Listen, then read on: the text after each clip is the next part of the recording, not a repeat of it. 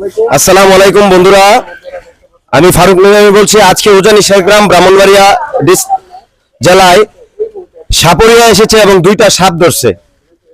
এই সাপগুলা এই যে দেখেন, এটা হচ্ছে একটা সাপ প্রায় 6 হাতের মতো হবে।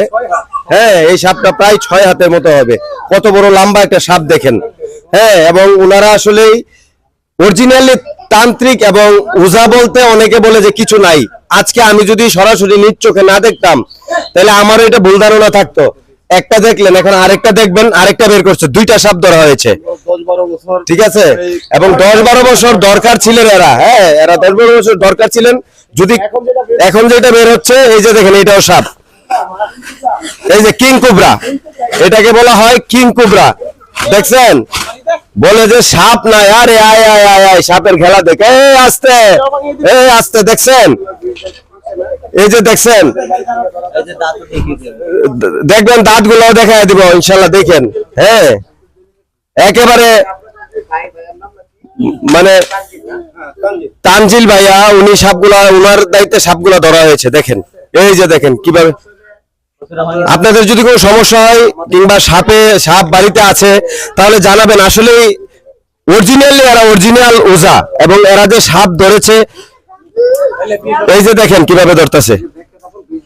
দেখছেন, এই যে এখন দেখেন বিষ দাঁত গুলা দেখাবে। দেখেন, হ্যাঁ, এই যে দাঁত গুলা দেখেন। হ্যাঁ, এই যে দেখেন দাঁত, এই দেখছেন বিষ দাঁত। এই দাঁতরা যদি কাউকে ছুবল দেয়, এই দাঁতরা ঢুকাইলে সাথে সাথে বিষটা ট্রান্সফার করে দেয় মানুষটার শরীরে, ঠিক আছে। তো আমরা ওনাদের জন্য দোয়া করি। আসল কথা হচ্ছে টাকা পয়সা পরের কথা, যে এই সাপগুলা মানুষকে ছুবল দিতে পারতো, সমস্যা করতে পারতো। আপনারা কত বছর ধরে এই কাজে আছেন? আমি ওনার সাথে আছি কাজে, মনে করেন যে আজকে 12-13 বছর থেকে শিখতেছি ওনার কাছ থেকে। আচ্ছা আচ্ছা, বুঝতে পারছেন, উস্তাদের কাছ থেকে আমি শিখতেছি। আচ্ছা আচ্ছা। আপনি কত বছর হয়েছে?